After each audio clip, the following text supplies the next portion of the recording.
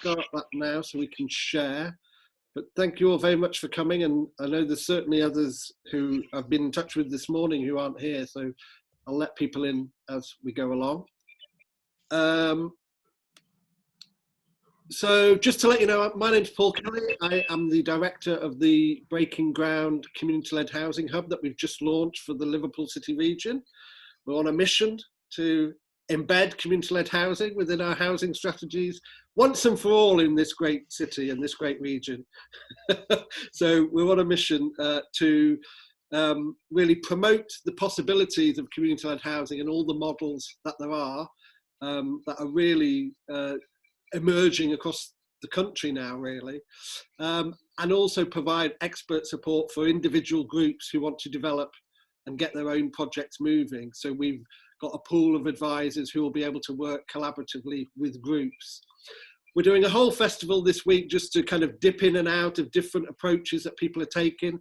And I'm really thrilled to have Calder Valley CLT speaking today, Andrew Bibby and Karin Lowson from the CLT, who are really going to tell us about their quite incredible story of hard work, but achievement too, and delivering stuff.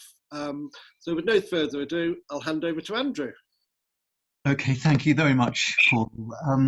Karin and I are going to do a two-hander. I'm going to start and talk a bit about our story and also about our community share issue. And then Karin's going to take over and talk about how we chose to become an RP, a registered provider of social housing. I'm just hoping, Karin, your connection's okay. It was pretty bad 5 minutes ago, but fingers crossed. Yeah, and it's our office as well. No. Anyway, let me start. I'm up on the top of my hill with my little copper wire. Let me try and get my slides going.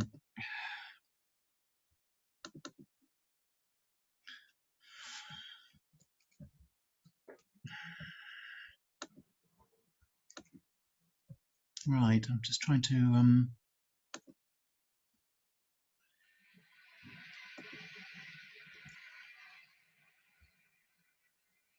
I'm trying to get the slideshow started, but you know, it's hidden by the Zoom instructions, which is a bit frustrating. Page. Anyone know how to get rid of the Zoom instructions? Oh, that's it. Okay.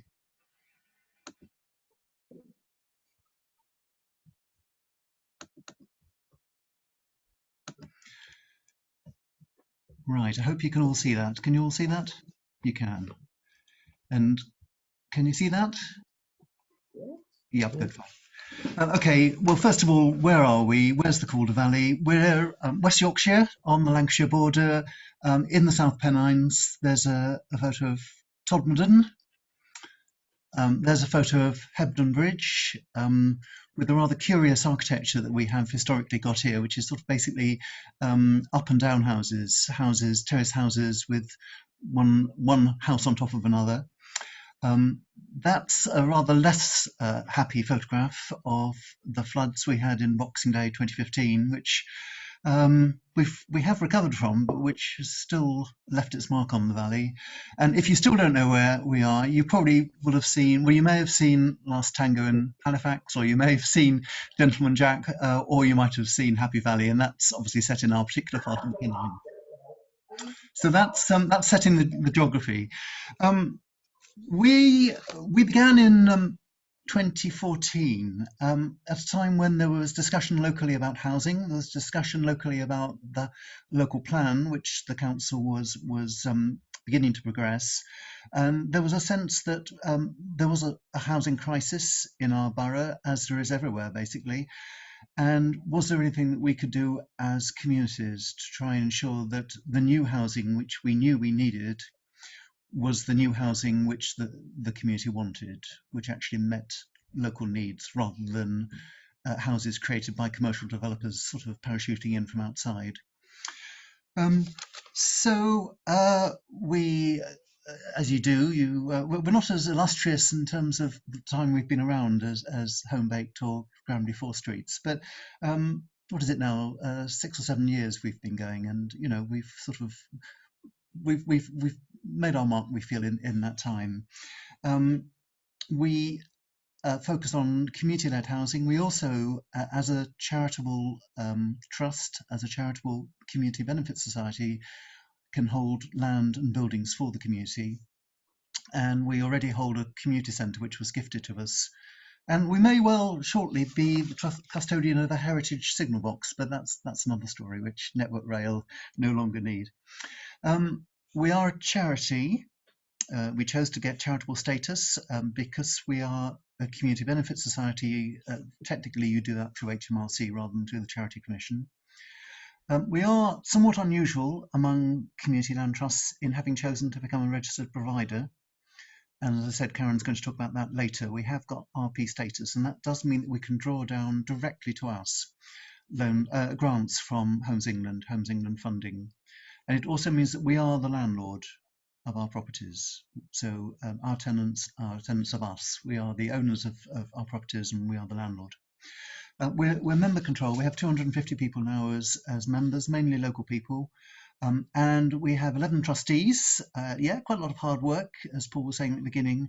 No staff as yet, but we just heard last week that we have been successful in getting some lottery funding. So we think we may now be transitioning to the point where we actually will have at least one member of staff, which will take some of the pressure off volunteers. Now, we started, as we thought, modestly with a development of 6 bungalows for older local people, independent living bungalows, on a plot of land which was gifted to us by the council, Calder Valley Council. We've always enjoyed a good relationship with our council, who have understood what community land trusts can do and have supported us. Work began March 2019.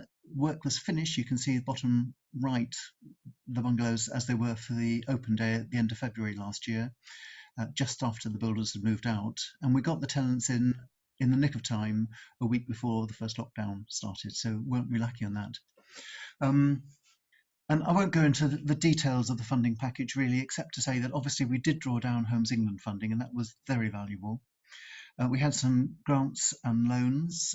We went to our community for community shares, in fact, just under 100,000 in community shares, and then we got a mortgage loan from Unity Trust, one of the social lenders. Not easy. You might have thought 6 bungalows. I think we thought 6 bungalows would be a nice, easy start to sort of get us going. And you know, it had its moments, it had its problems, and getting the funding together was challenging, but we did get there.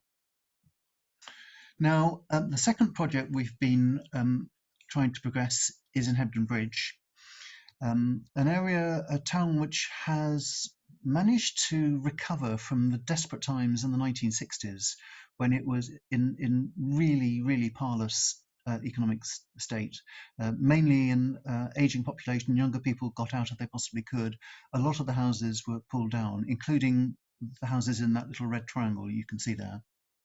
That's what they looked like. Classic Victorian Milltown architecture.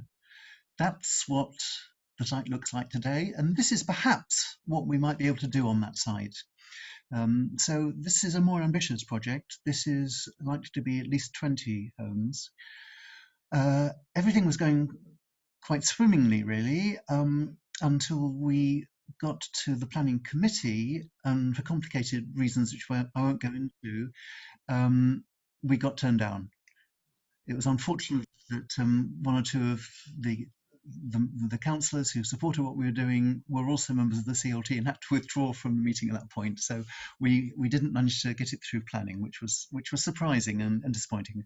But we are now working on the proposal again, and we're hoping to reapply quite shortly for a slightly different design, actually, trying to be as exemplary in terms of green architecture as we possibly can too. We've been trying to raise housing as an issue, as a political issue locally. We organised a couple of years back a series of 5 meetings looking at different aspects of housing, community-led housing, how we can put vision back into the idea of social housing, how communities can together work to create the housing that they want and need. So we've done that, and that was partly as part of a wider initiative, which was to begin to work towards looking to our own community for funding for investment capital, patient investment capital, for some of the work we wanted to do. As a community benefit society, as you probably know, we are able to issue community shares. It's a sort of quirk. It's a sort of strange aspect of the legislation that you can do this without having to do all the procedures you normally have to do for share issues. We think it's important. We think it's important because it represents buy-in, literally buy-in from our community into the work we're doing. And back in 2018, we launched the leaflet on the left, which was asking people to do a non-binding pledge of what they thought they would be able to invest in due course in the CLT. And we did get 94,000 from the community for the funding package for those bungalows. But just recently, just this last few months, we have gone for broke with the community share issue. We were gifted the Fielden Hall Community Centre. It's the top picture, it's the red ring round it. Can you see it's the old sort of school hall, Victorian school hall? And last autumn, the whole of the block, there's 2 buildings, residential buildings attached and land, was coming on the market. And we felt that this was an opportunity we really just couldn't let slip. We really had to make sure that we could acquire the whole site, looking a long way ahead. We needed to raise something around 400,000 to make it possible, and we turned once again to our community to do that. This was the share issue. We launched in October last year. We had of course, we had a Zoom launch. We couldn't have done the face-to-face, which we would have normally wanted to do. Video endorsement from a local actor, a well-known actor who lives in our valley. And we chose to use ethics, the ethical investment platform, for the share issue. And this was to acquire 2 buildings and land, what we call the Fielden Acre. This is named after a radical MP from the 19th century. And we got there. We got there 2 weeks early. In fact, we got there in January this year. We got 220,000 from 119 individual investors, and they represented investments from £250 up to 20,000, which was the minimum and the maximum. We were also fortunate in being able to draw down 50,000 from the Booster programme. This is something that Cooperatives UK's share unit, community share unit, organised, and we got pound for pound funding actually from the Architectural Heritage Fund, which represented 50,000 into the pot. So we got 270 in total. And we're offering 2% interest, but some nice people are choosing to accept 1% or even no percent at all. And I know Karin's got a slide at the end for some sort of useful websites and stuff on community shares, but just to run through for those people who aren't familiar, the community share unit at Cooperatives UK is probably the first port of call, and it's got a very good website. We applied for the community share standard mark, which is a sort of quality mark. And personally, I think it's important that community share issues do have the standard mark, because there is a risk that the whole concept of community shares could be damaged by people who appeal for money without necessarily having done the business planning. So as a sort of safeguard for us all, I think that the standard mark's a good idea. We managed to get some funding to launch the campaign. We had a small amount of money from Homes England. We went to Booster for £10,000 for sort of, as it were, pre-launch costs, and that went towards the business planning and FX fees of 5,000. And then we had some money from the Reach Fund. Reach is organised through social investment business, and we used that for marketing and a number of other things too. And we did choose to use FX for the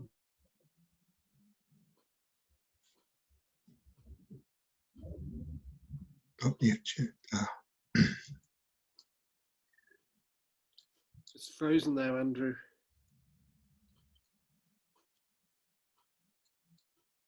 Has Andrew gone? It looks like he's frozen. Right, well, shall I keep, I can't do his slides, but I could speak to this while we're waiting. Yeah. Okay, right, I mean, this is about the marketing. So we had videos, we used Leeds Community Homes, who were brilliant. They did all of our marketing. So we had lots of tweeting, we had, are you back, Andrew? He's not back yet. Okay, well, He's probably coming back in. Is it coming back in? I fell out. And it was really successful with our marketing. And what was interesting, and we were asked this question before, which was, well, you were offering 2%, but other community shares offer have a higher percentage. Some of the wind farms, for example, were offering 7%. So why did people go for us rather than the wind farm? And one of the really important things, and this is what the marketing is all about, it was about the story that we were telling about why we were raising this money. And whilst we were raising the money, we got all of these amazing messages telling us that, you know, what a valuable thing we were doing, how it was so important to save this heritage, you know, how important it was that the Fielden Centre, you know, was retained. So we got real community buy-in, and on the back of that, we got loads of new members. So has Andrew totally vanished? It looks like it. Shall I take over and do my Yes. presentation? So I'm going to share my screen now. So, Are you back? Sorry about that, folks. This is one of the problems with Okay, right. Well, but I had more or less finished my slides. So let's move to Karin. Oh, well, did you hear what I just said? I sort of spoke, I finished off the community shares bit and said about how important the story and the marketing was and so on. So do you want to continue yours? No, over to you. I'm done. Okay, all right then. Okay, right. Sorry, let's go. Okay, so can people see this?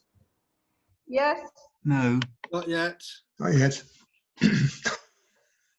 Yes, can you see it now? Yeah. Something's happening. Yes? Something's happening? Yes? No. Karin, we can see that Can you've you see started it? screen sharing, but we can't see your slides. Oh, really? It says you are screen sharing. You need to open your not... presentation. Yes, I have done. What's going on? I could open it from mine. Can you see it now? No. No. See it? Shall I pull your slides up? Can you see it? No. Andrew, do you want to open it from yours? Yeah, I'll do it from mine, Karin. You'll have to stop sharing. Are you opening it from yours? Can you see that? Yep. So Andrew's got his, see.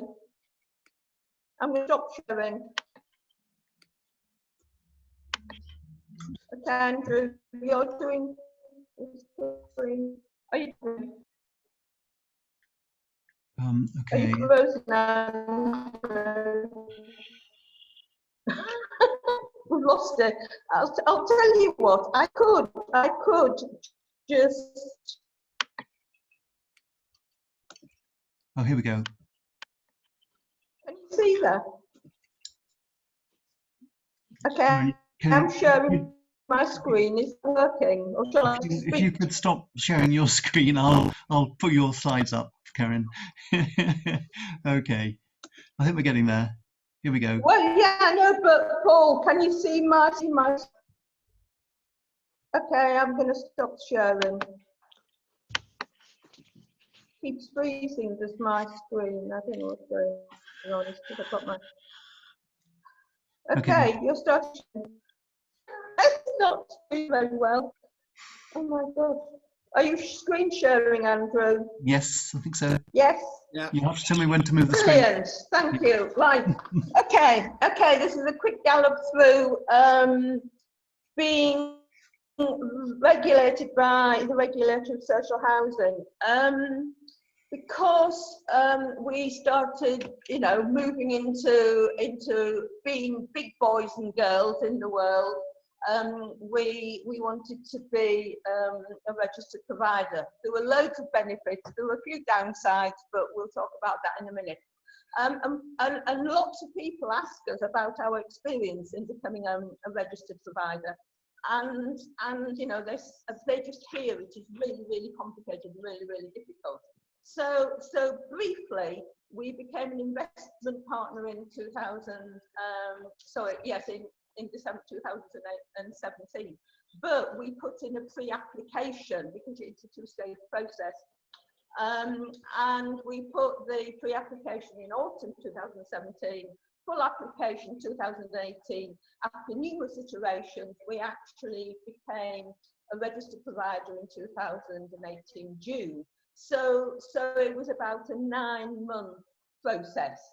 You want to move on, Andrew? Okay, so why did we do it? I mean, Andrew's mentioned quite a few of the reasons, but this is really, it was about ownership. We wanted to own our houses, not some large housing association, because that's what frequently happens, is that the housing association develops the housing and then you know, the community land trusts, you know, may lease or take over some of them. We had complete control, and this is really important, I think, when we come to High Street, which is what we're working on at the moment, but we're working ourselves with the architects and making sure it's exactly what we want, and also we get our Homes England grants direct. So you know, we are controlling the process, and also it's all about our ambition. You know, we have High Street in the pipeline, and there may be 1 or 2 more schemes coming forward, which we can talk about. So this helps us in the long term. We had the opportunity, because we've been given a grant to pay for moving forward. We were a guinea pig for this. And at the time, it seemed the right thing to do, but as we said, the process was long and complicated. There we are, 67-page application, 28-page business plan, and so it went on. I mean, this isn't a simple process. But in the end, what we were really demonstrating, and I think this helps us when we talk to other organisations, when we talk to grant providers, it's all about our demonstrating good governance and strong financial planning and control. And that stands us in good stead, both to the external world, but also it helps us set our own standards. Andrew, okay? Okay, now then, so it doesn't stop with registration, and I think this is really important. You think you struggle through registration and you get there and you think, wee, we're a registered provider, and then you actually have to do the hard work. And one of the important things is about the prescribed standards. So, you know, we have to set our rents appropriately, we have to adhere to home standards, we have to adhere to governance and financial ability standards, value for money, tenancy, and so it goes on. And it means that we have to be really spot on in terms of all of our record keeping, our systems, our processes. And that was one of the first things we had to do when we were going through the iterative process of becoming an RP, was we were just improving everything. And I can sit here now, I'm the treasurer, and I can sit here now and say, actually, those are standards that we should be adhering to anyway. So I don't actually have a problem with the standards. And it gives us a benchmark to work to, it gives us a framework that we can work within. And I think it really helps us be a much better, stronger, more resilient, oh, the light's gone off in the office, but never mind, resilient organisation. We really know what we're trying to achieve and where we're going. So Andrew, next one. Okay, so you put the next one. Okay, so these are the sort of the pros and cons. So those of you who are thinking about becoming an RP, as opposed to just partnering with an RP, these are some of the the things that you may want to compare. You know, there are good reasons why you might want to become an RP, and there are good reasons why you might want to become a partner. And one of the things in partnering with an RP that I think is really important is about the cash flow. And being the treasurer, one of the things that hit me about us managing our first development, which was the bungalows, and Andrew said, yes, we had to raise 850,000, well, it cost us 850,000 pounds to build the bungalows, you know, and we had this huge package. So we had this lovely package of funding, which was quite hard to put together. The really hard stuff was actually managing the cash flow. And here we are, a small CLT with virtually, you know, minimal reserves. So cash flow is really important. Where, you know, when's the loan going to come in? Homes England are a bit fussy about when they pay you.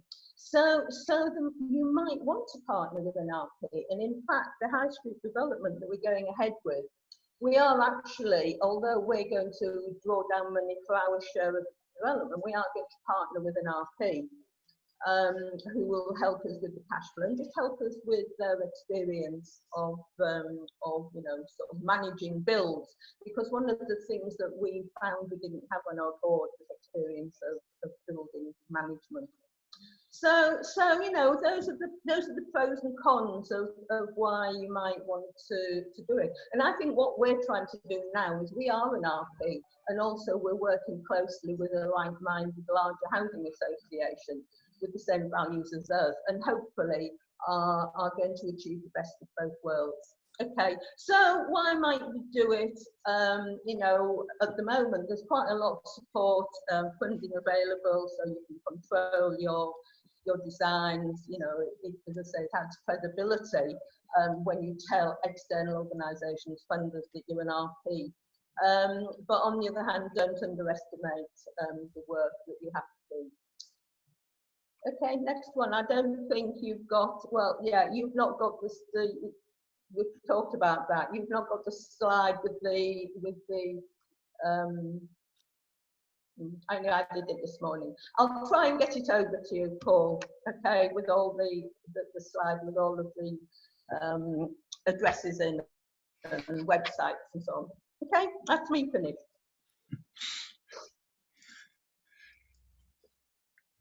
Thank you very much. Brilliant. I've heard that before, so I think for me, what I find really interesting is that you've kind of done everything in terms of the RP status, community shares offer, you've built homes, you've actually built them, and now you're moving on to Fielden Hall. And I just think it's a real example of how you can do that, and yet you're all volunteers still, you haven't got a staff, you know, and it is possible. And often I think I was talking to Andrew before, often when people talk about RP status, they always start with, oh, you know, it's really difficult, but actually you can do it if that's what you choose is right for you to do.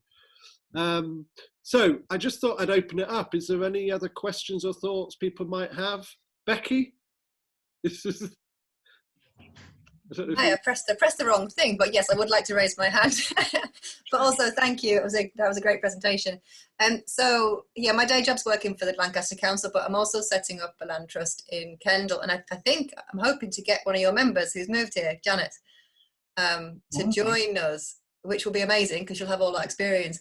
But my question is, by being an RP, have you been able to tackle the affordability issue? Because this is the only thing that we feel we might be restricted on. We do intend to join an RP here, but we're concerned that this, you know, 80% below market rate renting just isn't affordable. And if we're stuck with that, actually, do we need to go it alone if that can give us more opportunity to make something really affordable?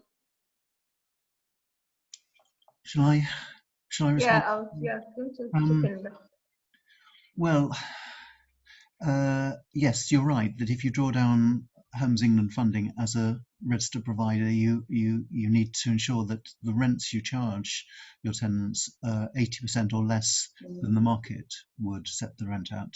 I mean, it can be an issue in I mean, in London, for example, 80% of the market rate is almost completely unaffordable for a large number of people. So it's a very arbitrary line, and a lot of people are increasingly talking about social rent, which is sort of living rent, which is what people can actually afford, rather than this sort of notional 80% of market. In our case, that hasn't been a problem, but you do need to do the sums carefully to make sure that you can service the borrowings, because you'll almost certainly have to borrow. You can't expect to get everything as a grant. Our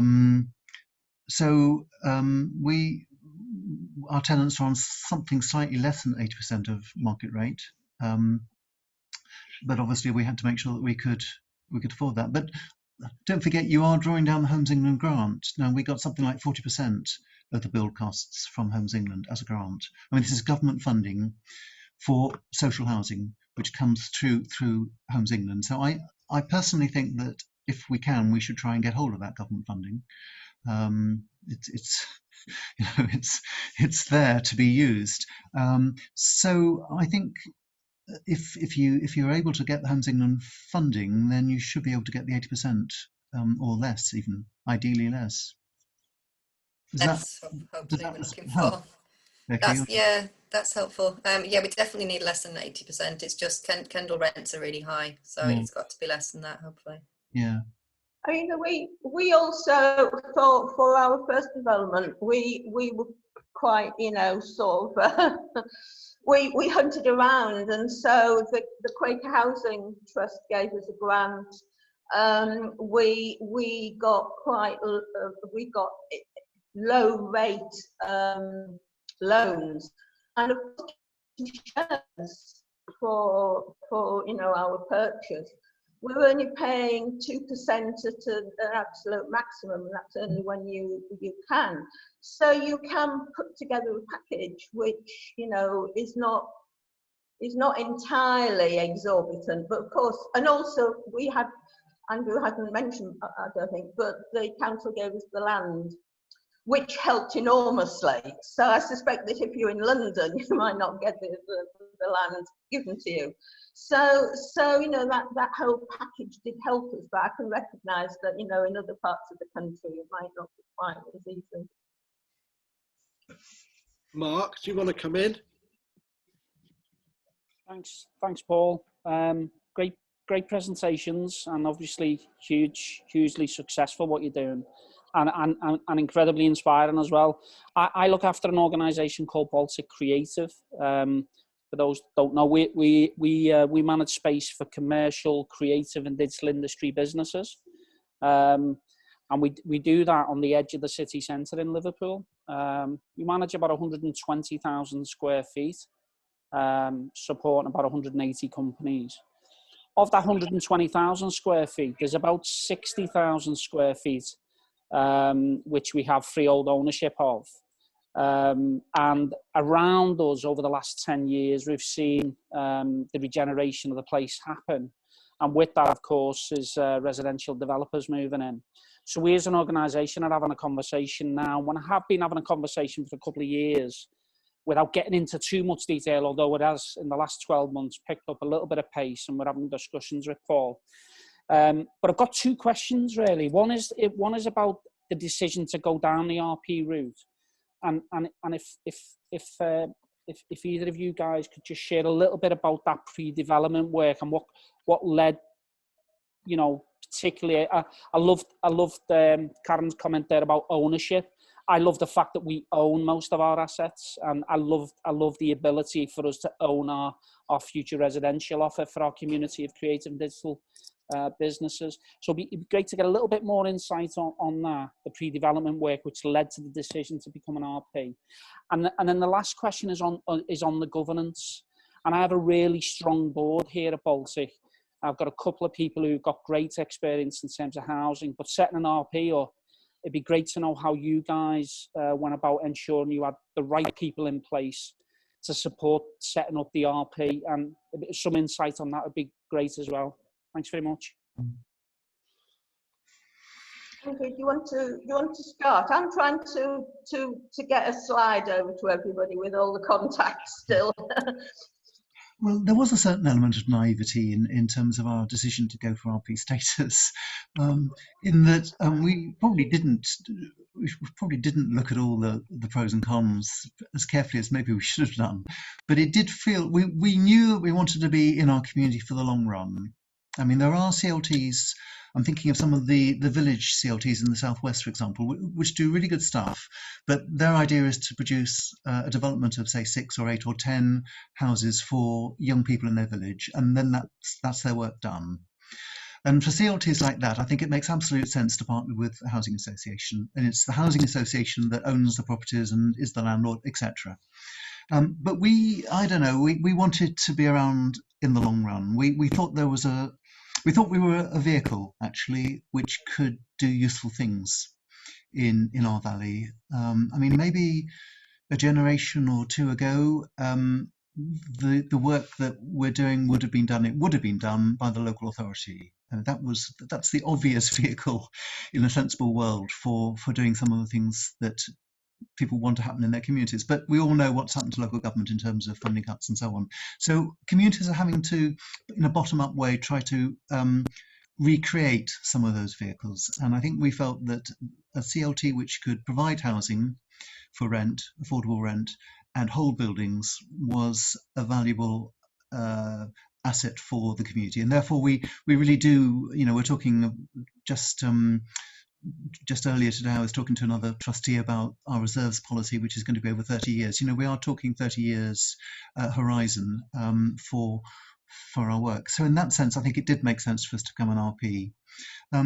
What happened, you may know that it was actually relatively straightforward for CLTs to become an RP until 2015. When the government changed the regulations, it allowed profit-making commercial companies to become RPs, and at that point it tightened up on the procedure. So it has become more difficult, but we've done it. A number of other CLTs recently have done it, and we're very happy to share our experience with anyone who's thinking of going through that. So that will be my answer on the first question of why we became an RP. Long-term thinking, although an element of naivety perhaps. And the second question, Paul, the second question, sorry, I've forgotten what it was now, actually, Mark. About the governance, in terms of the people that you had, and how they helped you in that journey. Yeah.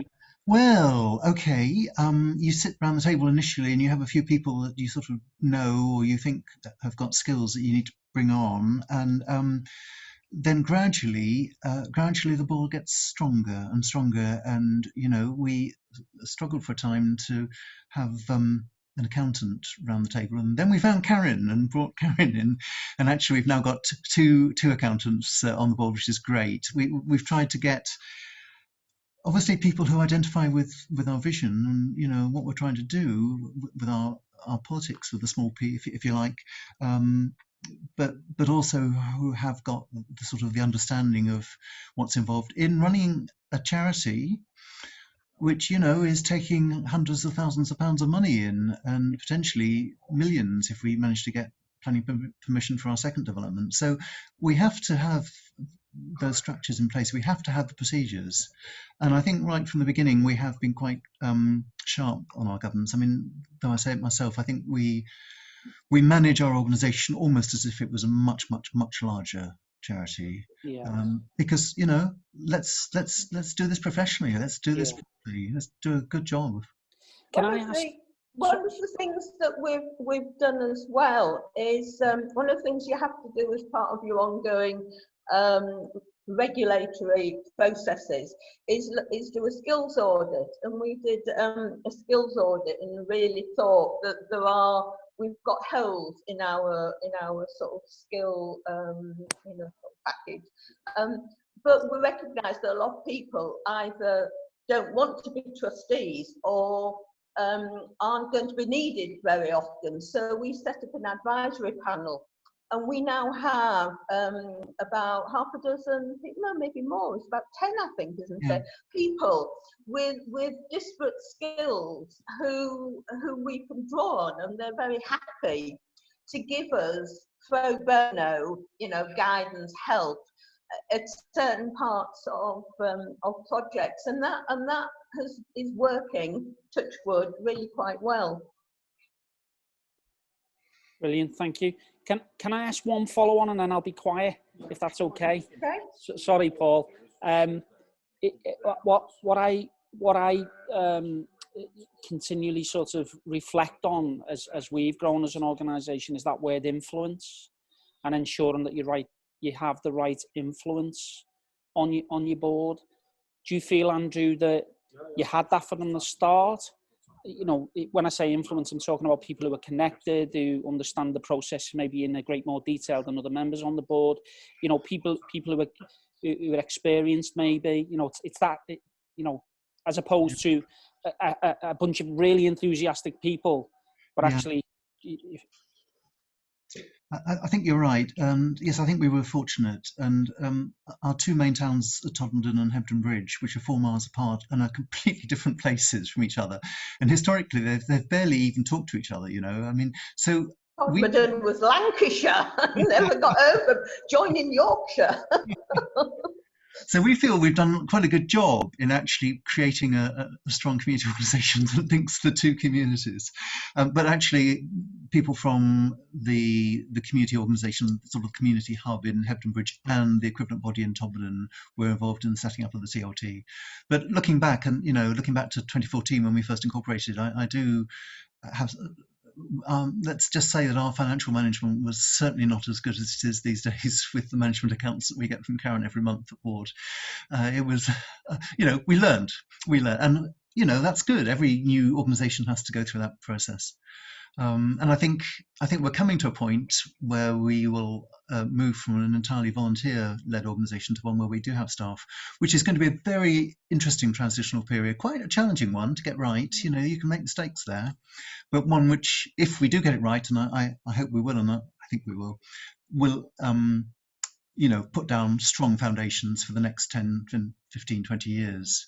So we're sort of now teenagers, if you like, and we're sort of beginning to become adults. I'm not quite sure about that analogy, but you know what I'm trying to say here.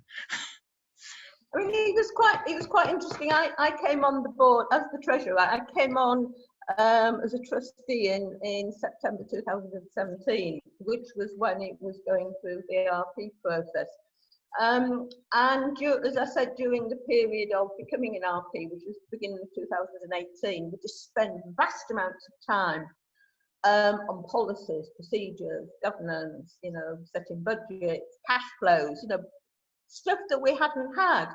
And that's no reflection on the fact that, the previous treasurer, I became the treasurer in December 2017, and I actually took over January 2018. No reflection on the previous treasurer, it's just that it's a small amount of money, and there were a few spreadsheets. And suddenly we were catapulted into this bigger world, and it's just grown exponentially, really, really grown exponentially. But there are other people that you need around you, and the people that I really, really recommend are a good accountant. We have a fabulous accountant, third sector accountancy. I always advertise them. They're based in Manchester. They're a co-op. And they're stunningly helpful, particularly over esoteric things like community shares and so on. But you need those sort of people around you as well to help you. And we now have some good people with legal background on our team as well as trustees. Great. Can I bring in Bob and then Ian? Over to you, Bob. Thanks, Andrew and Karin. It's incredible. It's so inspiring. And so many questions. Touching on what Andrew said about staffing. So if you have no staff at the moment, how are you managing things like allocations, repairs and supports?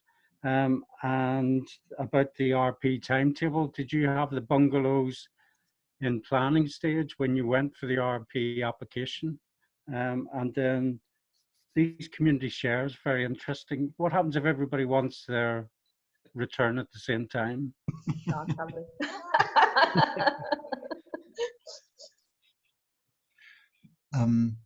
Yeah, we did have the project. with planning permission, and it's quite hard. I think the regulator would ask you to go away and wait and come back if you apply too early. In fact, I know they would. You do need to have a project with a business plan and financials and so on. And we actually had 2 projects, but we went through regulation with just 1 project because it was much easier. So I would keep it simple, actually. That would be my advice. Allocations, well, yeah, I mean, we do it as volunteers. We have task groups of the board. The board meets once a month, and then there are a series of task groups, and there's a housing management task group. We are just about, as of Monday, going to contract out the maintenance work, you know, the sort of the 24-hour helpline type thing for tenants to the housing association that Karin mentioned. And why not? Because it's not our core strength, and they have this structure already in place. And we've had long discussions with them, and we do feel we share a similar sense of you know, vision of what we're trying to achieve. You wouldn't say that about all housing associations, I know, but I think we've been quite fortunate in finding this smaller housing association. In terms of allocations, we were very, very clear that this had to be absolutely transparent. You know, there was not going to be bungalows allocated to anyone's father-in-law or mother-in-law or anything like that. So we used what's replaced the old council housing waiting list, which is run by one of the large housing associations, and we took people off that list in the usual way, points and so on. And we also pulled in for the allocation meetings 2 external people, one from the council and one from a housing association, to be with our 2 trustees. So, you know, we were. I think that's really important. Actually, the community-led housing is absolutely scrupulous in terms of the allocation of properties. Otherwise, you know, it's back to the bad old days where it's who you know, isn't it? Really. Was that all? One of the things that we asked for was a local connection, and Calder Valley are tightening up their allocation procedures so that there is more emphasis on local connection. But also we got 106 money from the council as well. That was part of the grant for the bungalows, and they did want. And in fact, I think if you're an RP, you have to have or you get money from Homes England, you do need to follow your local authority, you know, allocations policies. The other bit of the question was on community shares and taking their money out. Sorry. Well, the answer is you can't. It's at the discretion of the board, isn't it? But we will obviously repay investors. Yes. We're committed to, as I say, looking after people's savings. But if somebody who has invested, say, 20,000, there's not very many of them, but if one of our big investors wanted to pull out all their 20,000 at once, we would probably have to say, of course you can, but you will have to wait until we can replace the capital in some other way.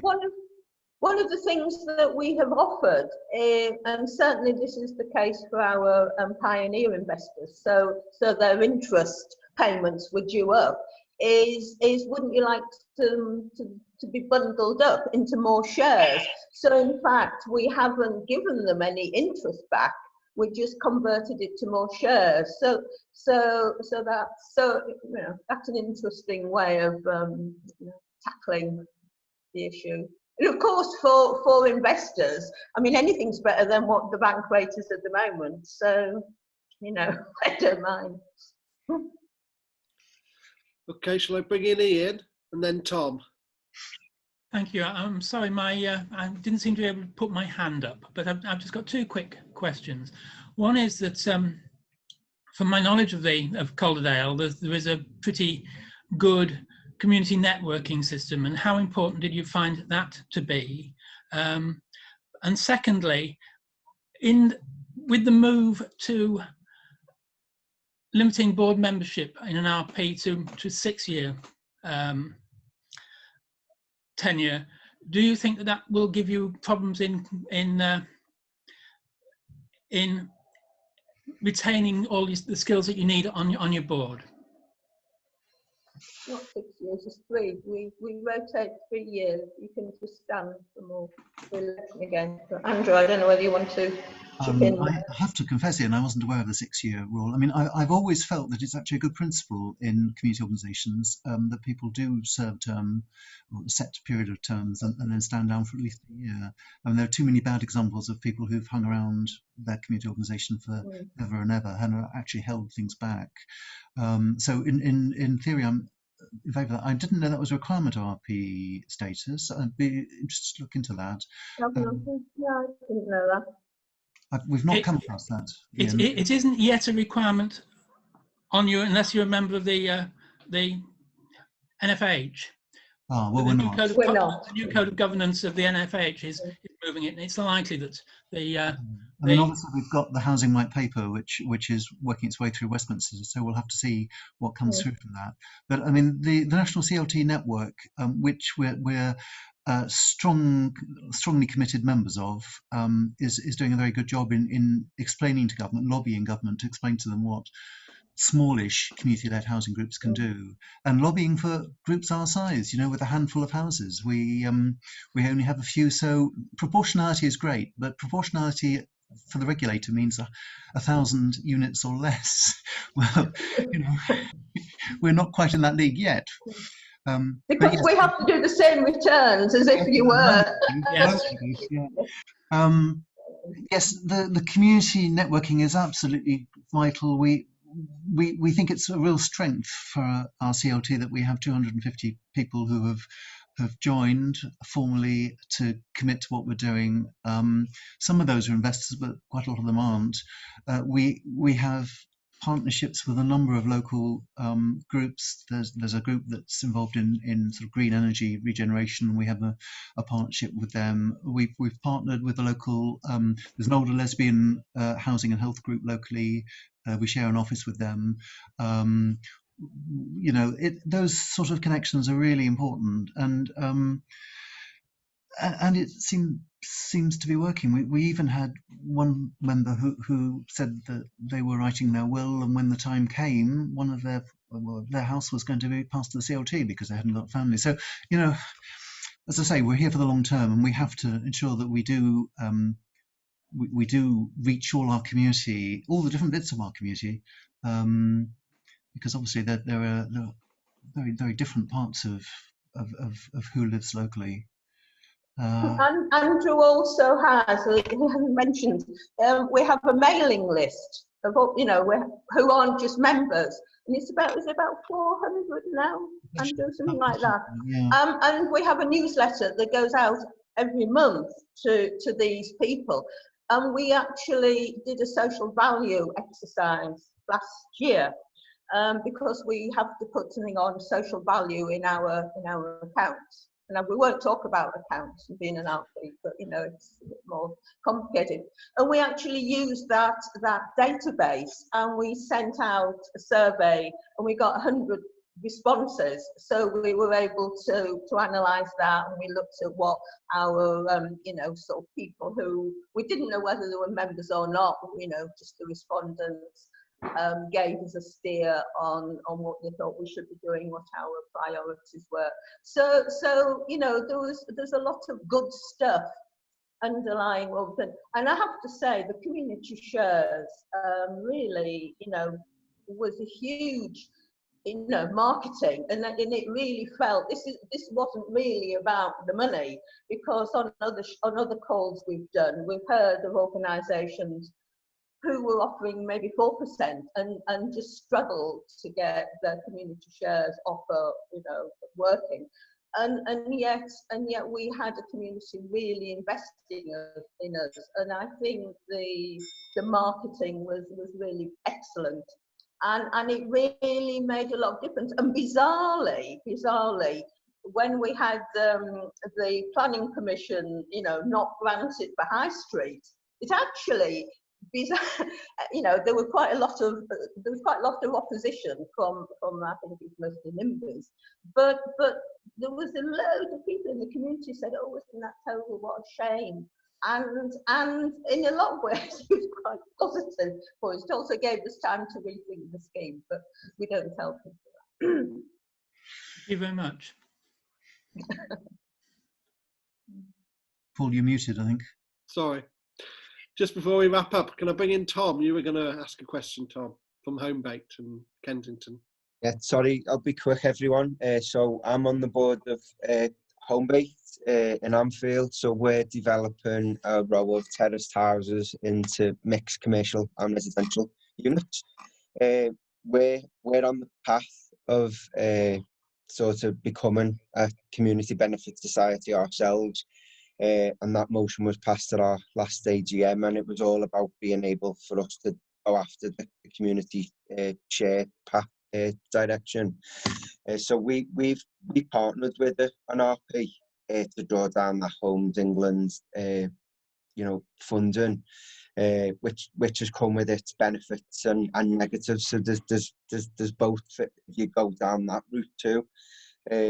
So we're on a little bit of a ticking clock now to get ourselves to get the conversion to a community benefit society completed, to launch a community share offer and also register as an RP as well. So we've got quite a bit on the table that we need to do. But with Joe Baird, who's joined us today, we're happy to have Joe supporting us with that.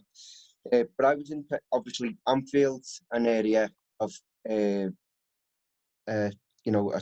like, I'm trying to think of how to say it. I'm an Anfield resident myself, so a lot of people are skint in Anfield. So what we wanted to do is, obviously, Community Land Trust is also always about making residents gain that ownership. So one of the things from my perspective as a resident is making sure that our shared offer is affordable to local people. So obviously we want to reach those people who've got 20k to give us as well. So it was just more about what was the cost of your individual shared offer, and also what was the average investment as well. Okay. If you don't mind sharing it with us. Yeah, no, not at all. We've shared it with loads of people. Tom, we can actually email you the full breakdown, which Karin did, with sort of pie charts and stuff.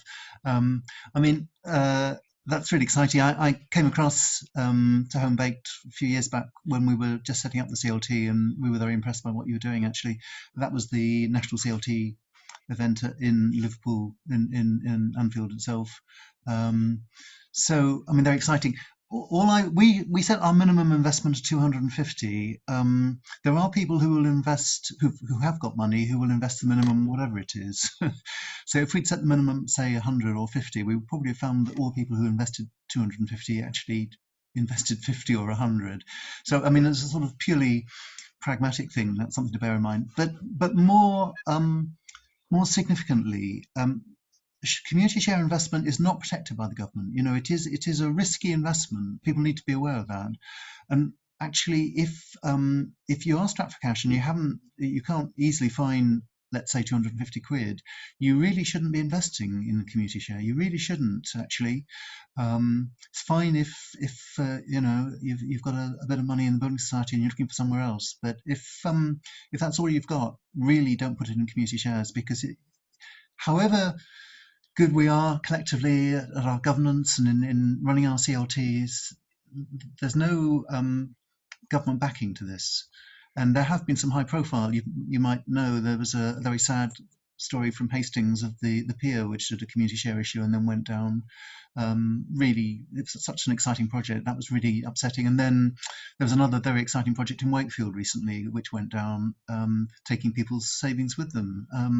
So we have a responsibility to those investors to make sure that what we're doing when we take the money in is rock solid, as rock solid as it can be, frankly. Yes, thank you.